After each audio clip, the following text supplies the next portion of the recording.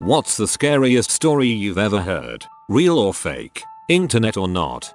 So back in the 1970s my mom was a teenager living in Houston. She and her 9 siblings lived in the Heights, which she says is a nice neighborhood now, but at the time was something of a slum. Her family was super poor. Anyways, my mom had a crush on one of her brother's friends. She was around 14 or 15 at the time. He was a few years older, but she was in love. His name was Mark. Well, around this time boys started disappearing from the neighborhood. They weren't leaving notes or telling anyone that they were leaving. The families were calling the police, but the police weren't doing anything about it. They decided that the boys had run away and never really looked into it further. After all, these were poor kids living in a bad neighborhood. They ran away all the time. Life goes on. One day Mark disappears too. Meanwhile my mom's younger brother is hitching a ride out to the beach to go fishing. He did this on a regular basis and would bum a ride from anyone. On the way to the beach the guy driving the car stops to fill up the gas tank. The guy working at the gas station,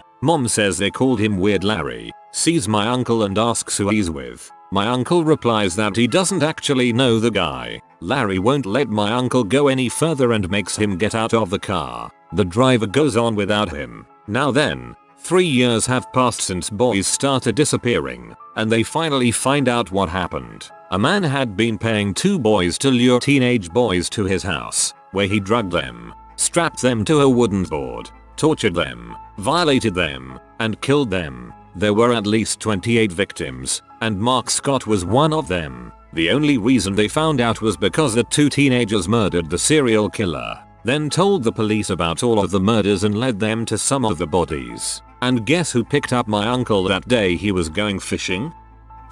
There was this one R.L. Stine story that always freaked me out. I'll make up names and try tell the gist of it. There was this kid Jerry who had to go to hospital to have his tonsils out. So he's staying in a room with a few other beds. There's a kid in the bed next to him called Ben, except whenever someone calls him by his name he says I'm not Ben. Ben's mum tells Jerry it's because Ben has to have his leg amputated and he does not want to lose it. The night of Ben's surgery the nurses come in to wheel Ben to the operating room, but they approach Jerry's bed. The chart here says Ben says the nurse and they start wheeling off Jerry. Jerry says but I'm not Ben. The nurse then says to the other oh he always says that apparently. Jerry then looks over to Ben's bed where Ben is sitting smiling. And then they both went out for ice cream. Super chilling story, but I couldn't get over the name choice. Did anyone read that article about the girl who called her mom while she was being eaten alive by a bear? That was scary not only because being eaten by a bear sounds terrifying but also because it would be horrifying to get a call from your daughter screaming for help and there is nothing you can do. There was a woman in my hometown that was talking to her daughter as the daughter was driving. They got into a huge argument and the girl flipped her car. The mother heard her daughter die. That one messed with me for a while. A girl in her teens gets called upon to babysit some kids on a Friday evening. Apparently she watches those 2 girls pretty regularly. Anyway, the parents leave for the evening and said they wouldn't be home until around midnight. The teenager puts the 2 young girls to bed around 9 p.m. She does what most people would do, goes downstairs and watches TV for a while. She watches TV for an hour or so, and by this point it's getting pretty late. She's in the living room on the main level. The TV sits in the corner of the room, with large windows on each side of it. Suddenly, she out of the corner of her eye sees what she thinks is someone walking by the window outside through the bushes. Naturally she gets pretty freaked out. She ends up calling 911, and the police arrive. The police check outside. Don't find any signs of anyone walking around. I guess it was winter with snow on the ground. The police officers assure her she's safe and that the lighting from both the TV and lamp probably played tricks on her by reflecting off the window. The teen agrees that's probably what it was, yet asks them to check inside the house for her just to be safe. The police reluctantly oblige and start randomly checking rooms, closets, and the garage a bit haphazardly. They roll their eyes a bit as they wonder how much this girl's imagination has run wild. Well, turns out they find a man hiding underneath one of the little girl's beds. I guess as the story goes it was the little girl's mother's ex-husband. The babysitter didn't see someone walk past the window outside. What she saw was the reflection of him walking behind the couch. I thought this was gonna be that stupid story about the clown statue that you see every 2 seconds on Facebook. A man is driving a regular route along the highway when he notices a turnoff that will take him up through the mountains. He figures he drives this way all the time, but has never taken the mountain path even though it will only take him a few hours longer to reach his destination. As a spur of the moment decision, he takes the turn and begins his journey up the winding road. He'd started his drive later in the day than usual, so the sky's getting dark as he approaches the top, but the view is gorgeous. While he continues, he gets a small chill up the base of his neck, but dismisses it as the cool mountain air. Not long after, he has to slow his car as he approaches what appears to be a nasty car accident. 2 cars completely totaled, looking like they hit each other head on just after rounding a corner. The man can see a few bodies on the ground, all bloodied and not moving. Immediately he knows he has to pull over and help, but he can't stop some sixth sense telling him something about the scene is wrong, like it isn't natural. He decides he's going to drive his car forward and park it just beyond the crash site before getting out to help.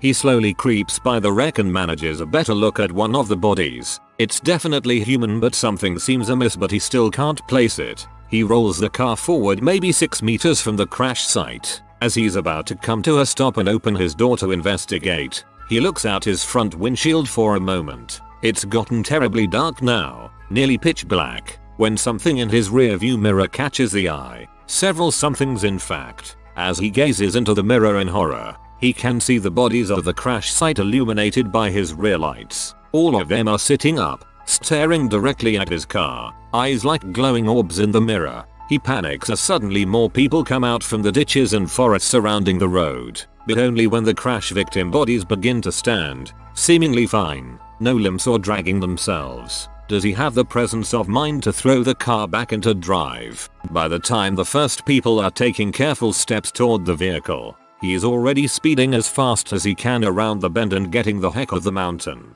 Nothing ever came for him, nor did it seem he was ever followed. Sometimes he wonders if his mind played a trick on him, but he still to this day, he always checks his rear view mirror before ever stepping out of the car. I'm being told this story was told on the Rooster Teeth podcast forever ago. I don't listen to them, but my friend who told me this story does, so probably not a coincidence. Said they read it online, but probably forgot the source. Some users have also pointed out this is similar to a story posted on Reddit itself some time ago. My bad. Sorry.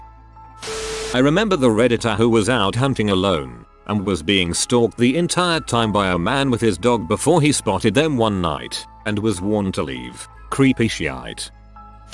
Alright, figured I'd share one of my own. This story was told to me by my great aunt, one of my grandmother's 9 sisters. In Cuba, where we're all from, the summers tend to get hot. Coupled with the lack of air conditioning, you'd have to be wealthy to own a unit. People tend to sleep with doors and windows open. One night, my Aunt T was putting her grandchildren to sleep.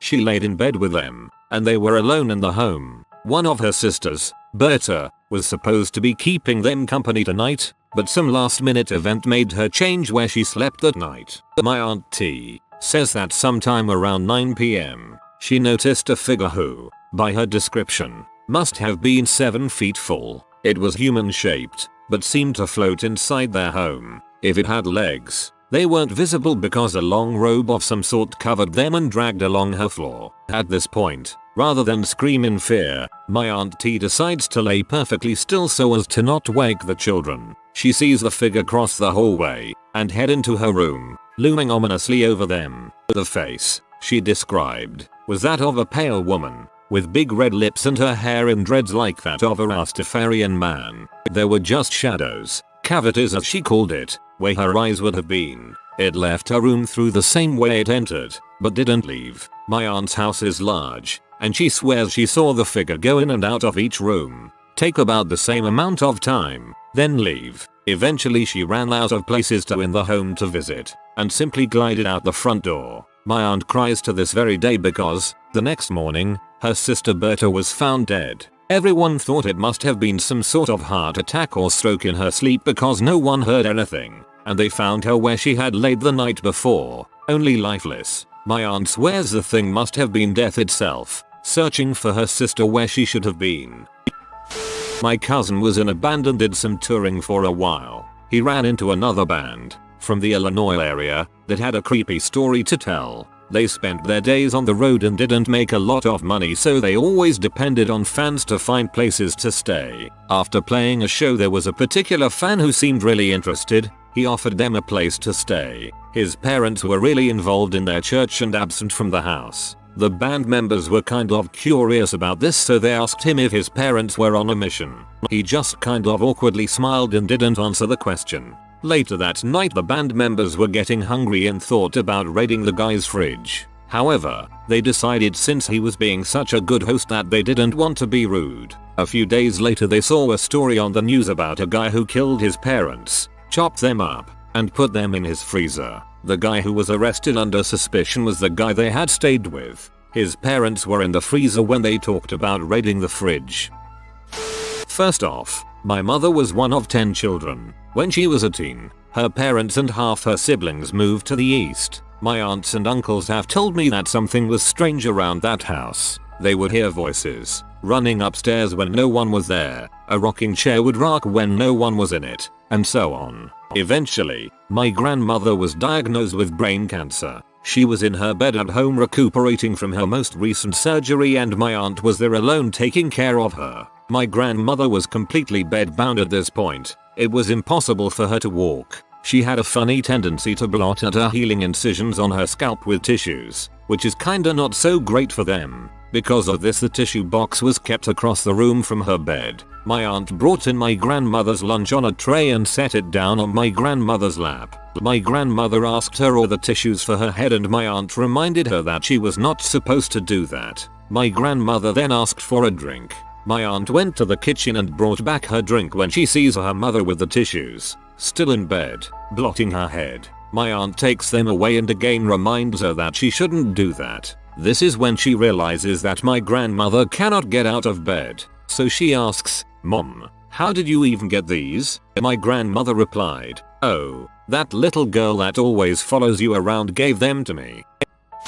Last year I worked with a guy who'd spent some time on oil rigs in the North Sea. He told me that there was a real huge storm, pounded the crap out of the place, that happened all the time there. In the morning they had to assess the damage, and they saw that there's this platform down by the water that was partially submerged. Normally it's just above the waterline. So being low guy on the totem pole, he went down first, and he told me that the whole thing was a death trap, the platform barely hanging on. He told me that he got to the bottom where the rest was in the water, and just as soon as he stepped on it into the water, it started sinking fast. He had to run up the stairs, and when he got to the landing above, the whole thing under him just broke off and sank. But what got me is when he said that it wasn't like it just sank. It was like the metal was pulled until it broke. Like something big grabbed it from underneath and pulled it down. And whatever it was only did that when he stepped into that water. Like it had been a trap. He told me after that they kept getting damage they couldn't explain.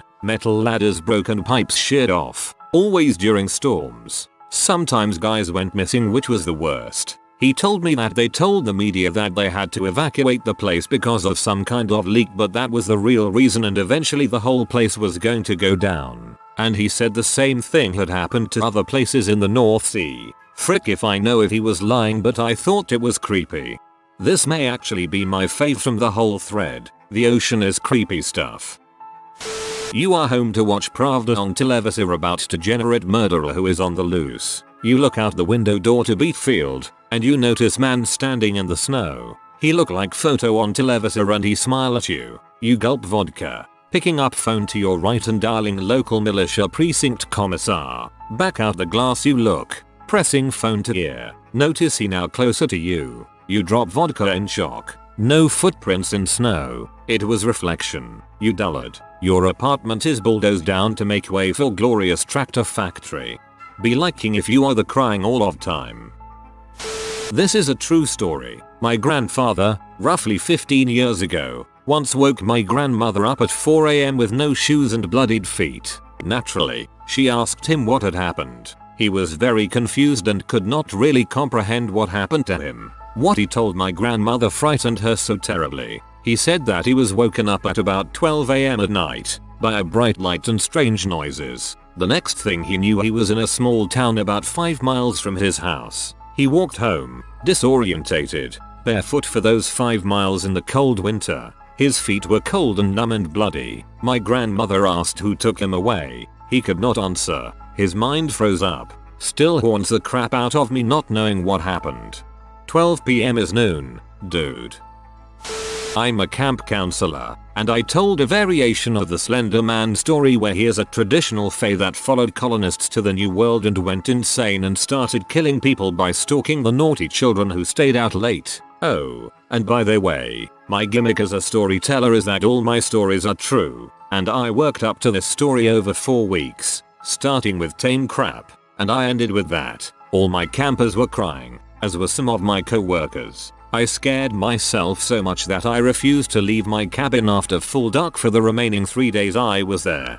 When I was a camp counselor, we would tell the girls a ghost story about a woman the camp was named after, whose grave was on site. She died when she and her horse ran off a cliff on the grounds. Then a few days later, one of us would dress up in a sheet and ride one of our white horses at a gallop past all the campsites. TLDR, all camp counselors are evil.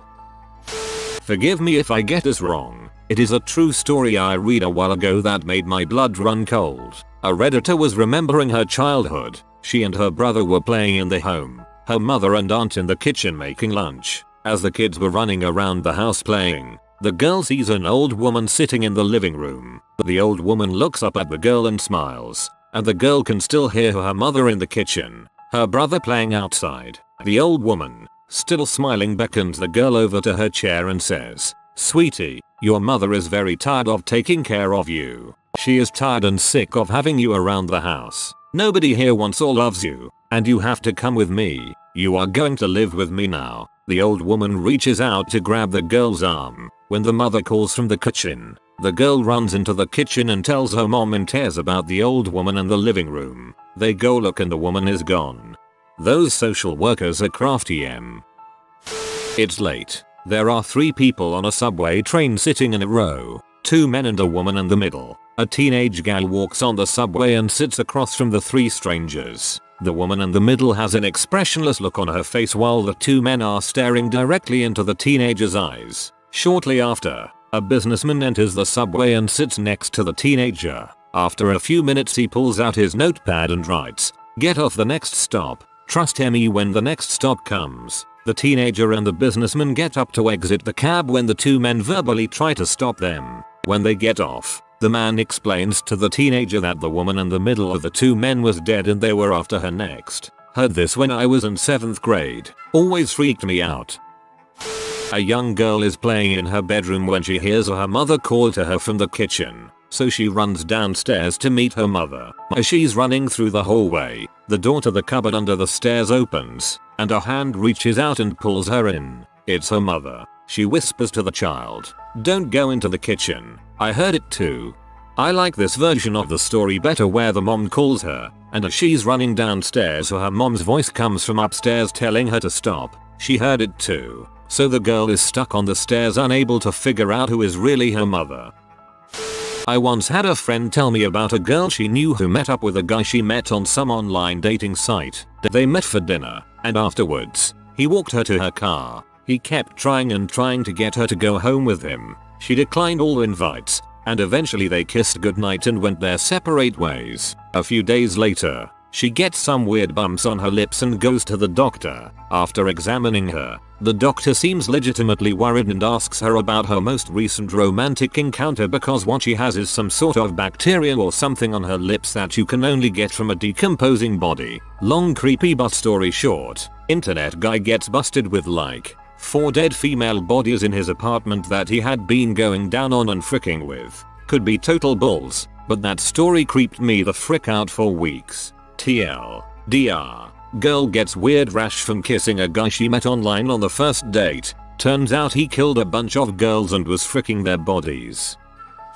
Father, I had a bad dream. You take a sip of vodka and roll over. You stare at the clock tower on Sorbonne Square. It's 3:23. Go back to sleep. There is work tomorrow. No, father. The familiar warm buzz of vodka starts to sink in. You can barely make out your daughter's pale form in the darkness. Why is that? Devochka moya. Because in my dream, when I was about to go back to sleep, the thing wearing mother's skin sat up. You pause and face your daughter and look at her intensely. The figure behind you begins to stir. Don't talk that way about your brother. It is not his fault we have no money for coats. Such is life in Moscow. This was so unexpected and hilarious. Well done.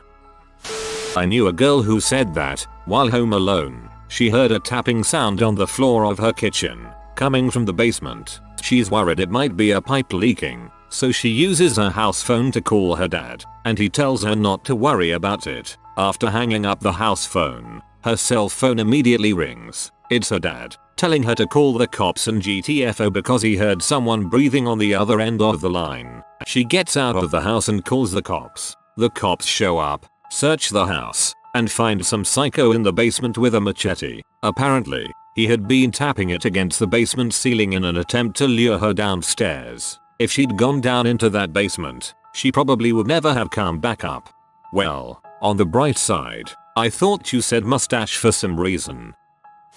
My buddy just told me this one the other day. So his sister had 3 friends who went down to Mexico for a fun week of drinking vacation fun. They were at a bar a night or so before they were supposed to leave, having a good time, and it turns out their friend just up and disappeared. Her phone was unresponsive and she had completely vanished from the bar. Well, they were all S-faced at the time, so the 2 friends just assumed she had gone back to the hotel or had ended up with some hot guy or something somewhere. Turns out she wasn't at the hotel. After a lot of commotion, they were driving back towards the US when they are related to see their friend sitting in a car with a few Mexican gentlemen a lane or so beside them. Strangely, all efforts to contact her are in vain. Waving, screaming, and making any kind of commotion ends up with absolutely zero response from her. They alert the border patrol that their friend who had been missing was spotted in a car along the highway. The border patrol stops the car and investigates. As it turns out, there was a pretty good reason why their friend wasn't acknowledging their presence. Their friend was dead. But not only were they communicating with their friend's dead corpse, her organs had been completely removed from her body, and she had been stuffed to the brim with drugs. Dead, organs gone, stuffed with drugs. I was pretty fricked up after hearing that part to pry about what happened afterwards. But the image of her friends trying to communicate with their friend's dead body, their same friend they just partied with the night before, chills me to the bone. There was a young man named Tom who didn't exactly have the best home life. Every night Tom went to sleep buried under the covers, trying to silence all the noise. Every night there were arguments. Even with all his blankets on, Tom could still hear them as clear as day. They always got louder and louder. So even if Tom was lucky enough to fall asleep before it started, it was guaranteed he would be woken up. The only thing he could do is lie there and pretend to be asleep. Sometimes he heard slapping or hitting. Best to stay quiet though, no need to get involved. Some nights she would come in Tom's room and sit in the chair by his bed. She would sit there for hours and just sob. Tom didn't know if the yelling or sobbing was worse. He just wanted to escape. But Tom couldn't escape. It was the only place he could afford. Although he lived alone, he knew he was never alone. Then it turned out he was in mental hospital. Then it turned out his doctor was imagining him. Then it turned out the doctor was actually an alien. Then it turned out that the aliens were actually Americans and we're the real invaders. I remember reading a creepypasta about this guy on a train. He takes the same train bus every day and he begins to notice this strange man who just rides the train and never seems to leave and who no one else seems to notice. So eventually he ends up following this man all the way to end of the train stop at the end of the day. He follows him into an old sort of train tunnel subway system and ends up losing him and getting lost himself. He manages to get back to the surface only to realize he is not in his own dimension anymore. And the only way he can get back or move to another dimension is by getting someone to follow him into the train tunnel system. Only because these people beings look so different, he has to sit perfectly still till they almost cannot even see him. So he sits on the train day after day till someone eventually notices and starts to follow him. And if anyone can find that story again, that would be amazing. It was a great read. Comment I saw in an Ask Reddit similar to this one TL. DR. A Redditor's friend was going out for the night and realized she forgot her wallet ID, so she goes back for it, leaving the lights off because she knew where it was in her room. When she got back, written on the wall was, "Thanks for not turning on the light in lipstick," and her laptop, iPod, etc. had been stolen. Not a very good writer or storyteller, but this one happened in Iraq. A member of my squad, a fairly odd individual who will be named X, started complaining one week that he keeps seeing something through his NVGs while on night patrols in the city. He wasn't sure what it was, but it wasn't a human or anything, so it raised no suspicion, and we just thought, oh, that's just X being X, and laughed it off. A few days go by and after another night patrol, he can't sleep and is sweating and freaking the frick out. We're all asking him, "Dude, what's going on, you alright?" His response was, "Death is following me." He claimed to be able to see a shadowy figure floating from rooftop to rooftop, following our patrol. It was only visible through NVGs and not by street lights or anything. If you've ever been to Iraq and used NVGs and just watched the sky, sometimes there would always be weird flashes and crap with no explanation, but we figured it was satellites or drones or some crap. He was dead serious about it, but again, we just thought that X being X and laughed it off. The very next day, X was killed in action. Freaked the frick out of my whole platoon, and we really don't know what to make of it. A one-off fictional TV docudrama called Threads. It was made back in the 1980s and showed what would happen if a nuclear bomb was detonated over Sheffield. It showed the aftermath of the first few days and the months and years thereafter. That crap scared the bejesus out of me when I watched it 2 weeks ago, and still does when I think about the impact that it can cause. It has been reported that some victims of debauchery, during the act, would retreat into a fantasy world from which they could not wake up. In this catatonic state, the victim lived in a world just like their normal one, except they weren't being violated. The only way that they realized they needed to wake up was a note they found in their fantasy world. It would tell them about their condition and tell them to wake up. Even then, it would often take months until they were ready to discard their fantasy world and please wake up. Damn it, I thought I was just sitting here at work and it turns out I'm being violated. Not sure which is worse. I'm probably a little late to this conversation, but I think maybe in 2005 or so, there was a thread on some camera photography forum that a guy found a camera in the woods while hiking with his buddies. Took a look at the pictures after he got back and it had the creepiest pictures. An abandoned radio tower, pictures of mirrors with weird reflections, foggy woods, etc. Almost Blair Witch-like. It was a very intense thread. I'm getting chills just typing this. For the life of me I can't find it anymore, but I trust that some Redditors know what I'm talking about. Hopefully. You get a phone call from your mother. Since her car has been in the shop, she asks you to go to the grocery store and pick up a few odds and ends for her. Bread, milk, cereal, and chicken breasts. After writing down a small list, you reluctantly get in the car and pick up the items at the store. The lady cashier makes an odd remark to you. You know, we are in no danger of a milk shortage. Upon arriving at her house you knock several times. No answer. You decide to try the door. It opens. You place the grocery bag on the counter. Strange, there seems to be 6 other grocery bags, each with identical contents. In a couple, the chicken and the milk has gone bad. Mom, you call out, but no answer. You make your way through the kitchen and into the living room. Sitting on the couch, with her head cut off and neatly resting on her lap, is your mother. Naturally you call the police, who come over to investigate. They mention that she has been dead for nearly a week. Furthermore, the police psychiatrist is at the scene and talks to you after you give your initial statement.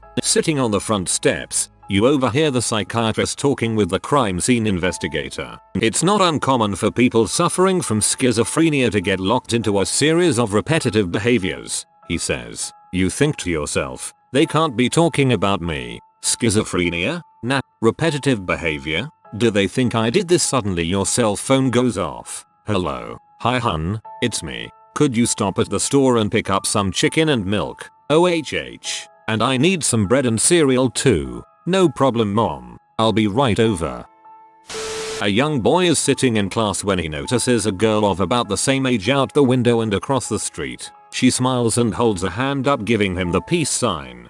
The next time he looks, she's gone, but it looks like she dropped something. At recess, He crosses the street to where she was and finds a Polaroid picture of the girl holding up her 2 fingers like before. He can't get her off his mind for the rest of the day. There's something just a little bit off about the way she looked at him. That night, the boy wakes up to a sound outside his window. When he looks out, he sees the girl again, smiling strangely and holding up 2 fingers. He climbs out the window and begins to follow her. As he's crossing the street to where she's standing, a car crests the hill and strikes him, killing him instantly. The driver, distraught, jumps out of his car and finds the boy already dead. In his hand, the boy is clutching a photograph of a young girl, smiling strangely and holding up 3 fingers. The scariest story I ever read was called 1408, written by Stephen King. It's a short story about a paranormal investigator who tries to spend the night in a haunted hotel room and goes mental. They made it into film, but it wasn't very good.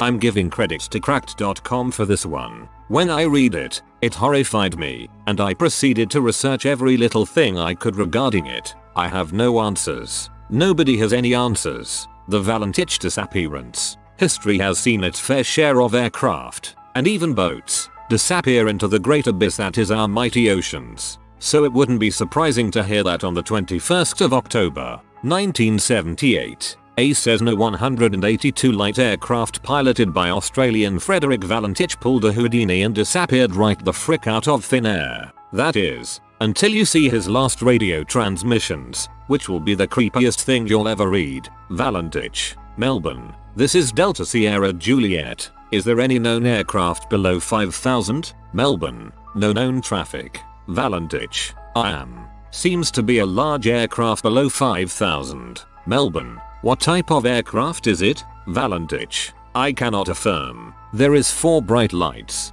Seems like landing lights. Valentich claimed the aircraft was zipping past, getting too close and going incredibly fast. At one point Valentich said the aircraft stopped in midair, and he orbited around to get a better look at it. Valentich. It's got a green light and sort of metallic like. It's all shiny on the outside. It just vanished. Later, Valentich, Melbourne. That strange aircraft is hovering on top of my again. It's hovering and it's not an aircraft. That was Valentich's last transmission. What followed was 17 seconds of what sound like metallic scraping. Neither he or his aircraft have ever been found.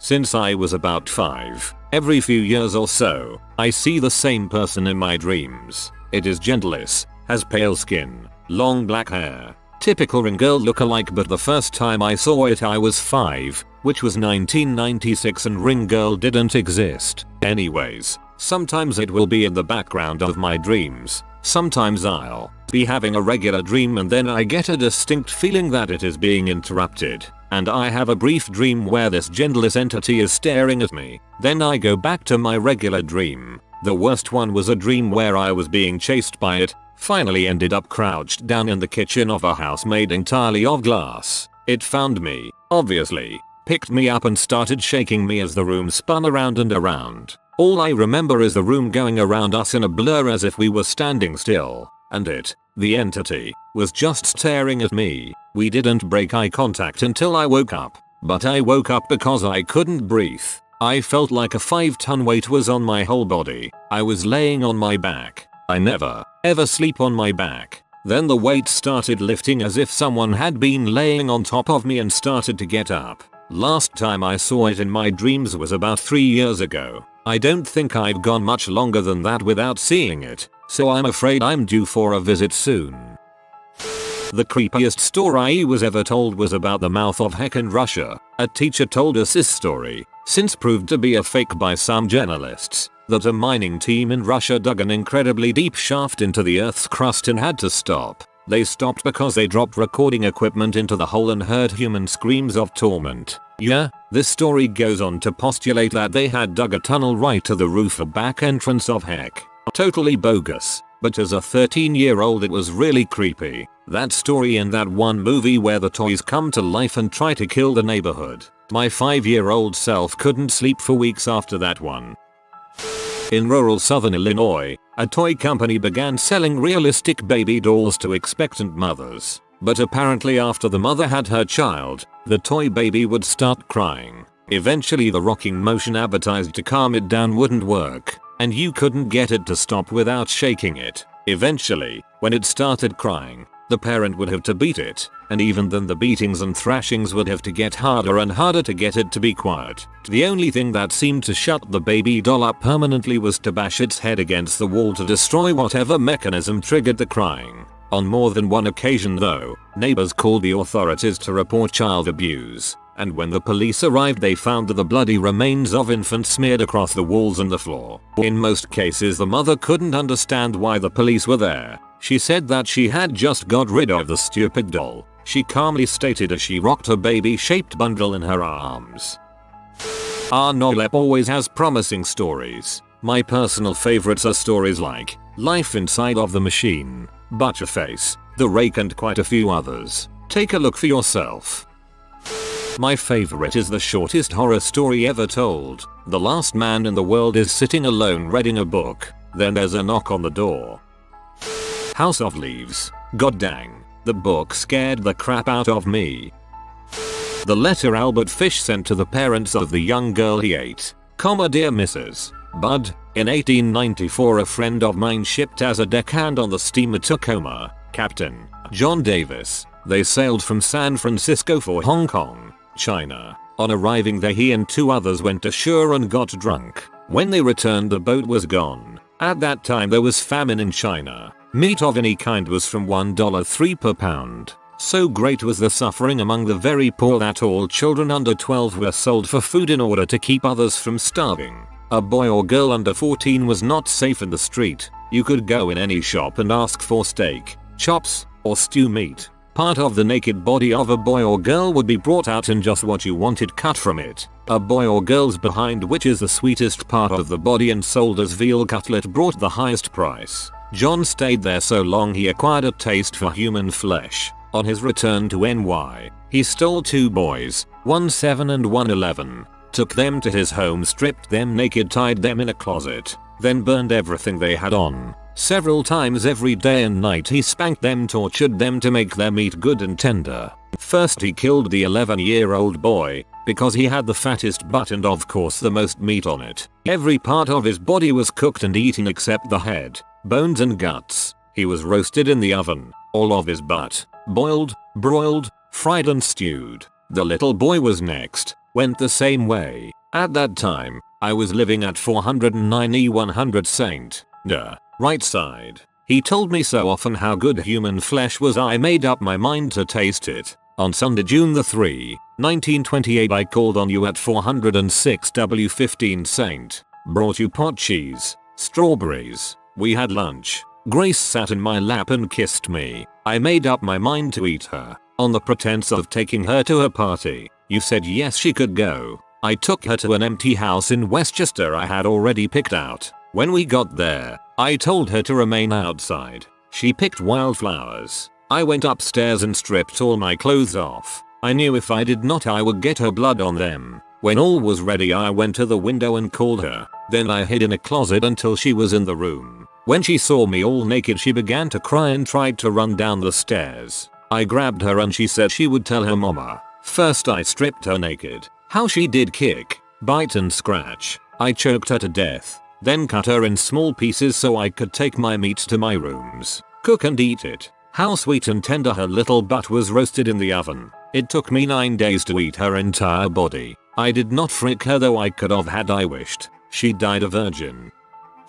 Girl babysitting late at night. She sees a dude outside of the sliding glass door and calls the cops. The cops come and see that there are muddy footprints inside the house. The dude wasn't outside. He was inside. What the babysitter saw was his reflection. Shudder. A young girl named Lisa was left alone on several accounts as her parents worked late. Her parents bought her a dog to keep her company. One night Lisa was awoken by a constant dripping sound. She got up and went to the kitchen to turn off the tap properly. As she was getting back into the bed she stuck her hand under the bed and the dog licked it. The dripping sound continued, so she went to the bathroom and turned off the tap properly in there, too. She went back to her bedroom and stuck her hand under the bed, and the dog licked it again, but the dripping continued, so she went outside and turned off the taps out there. She came back to bed, stuck her hand under it, and the dog licked it again. The dripping continued. Drip, drip, drip. This time she listened and located the source of the dripping. It was coming from her cupboard. She opened the cupboard door, and there was a dog hanging upside down with its skin peeled off, and written on the window, in blood, was "Humans can lick hands too." Legend is being going like this. You entering bathroom and standing in front of mirror, turning candles off and, while being in front of mirror, spinning rapidly, you chanting Leon Trotsky, Leon Trotsky, Leon Trotsky, Leon Trotsky, several times, while catching glimpses of self on mirror. It is said that eventually you be seeing image of Leon Trotsky on mirror. Upon exiting bathroom you are being arrested by KGB for believing in existence of Leon Trotsky, whom the party has proven never existed. This happened when I was 4. So it is scary to me in that I was sleeping in the house when it happened. It was late. My sister and I had long gone to sleep. My mom was in the bathroom, washing up when she hears a noise. She looks over and there's a guy staring in the bathroom window. Just staring. She screams. Fortunately, her boyfriend lived next door at the time. He hears the screaming and comes running over. The guy is long gone, and in the post scary as frick stress, my mom begins to wonder if it hadn't happened. 2 days later the guy was picked up for brutally assaulting and raping a woman. Yeah. My ex-wife told me this one. Apparently her father, who worked for the Catholic Church, was called in to view the crime scene before the police. So there was this mentally handicapped kid who used to help out at the church, helping the priest and whatever. The priest was murdered one night, when just him and the kid were at the church. Apparently the priest's body was quite mutilated. Bloody footprints were found, walking across the floor, up the wall, across the cathedral ceiling, then back down the other wall. They found the kid cowering in a corner of the church. I can't say it is the scariest story, but what gets me about this is that it is recent and real. This isn't novelep status, but I'll tell it as best as I can. I go to a nice Catholic church with my parents on occasion. They enjoy the early mass, so I went to the 7 o'clock services. I've known the priest for quite some time, and I'm on a personal basis with him, even though I no longer am a regular. I was shooting the crap with the priest as he was saying goodbye to families and preparing for the next service. He normally asks how you are, etc. One such couple he did not recognize, so he talked to them as I stood by. He asked who they were and how they were doing. With the saddest look of fighting to keep tears back, she informed us of their situation. Their son was recently killed in the Aurora shootings. This was but the day after, and our whole town was still in shock. He went aside with them, and so I left bummed out about the situation. I came back a week later and talked with the priest. He helped the family through the process of losing their son, funeral emotions.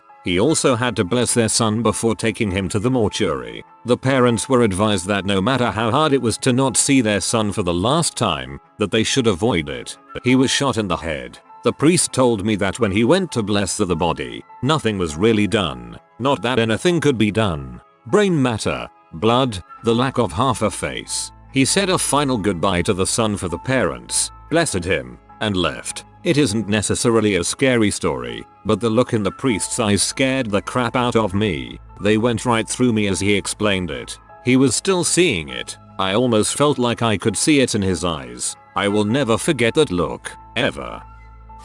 I had a friend that grew up deep in Appalachia. He once admitted that, as a child, he would sometimes look up from his bed at night to see a green face watching him. It would move its mouth like it was saying something, but it was silent. He would always try to convince himself he was dreaming and would rattle off prayers until he fell asleep. It never did anything other than watch him, so he eventually discounted it as a normal phenomenon of dream time. He switched rooms a few times as he got older, and strangely, he'd stop seeing the face. But when he'd move back into that room, the face would return. He'd never told anyone. His family was deeply religious, so he wanted to avoid any freakouts about demons or the devil. After college, he and his brother were reminiscing and he finally asked his brother, when you were staying in that room, did you ever see? To which his brother interrupted, a green face. He said he turned white. because he'd really convinced himself it wasn't real. Both of them were too nervous to talk about it more except to confirm it was just a green face that watched them and mumbled inaudibly.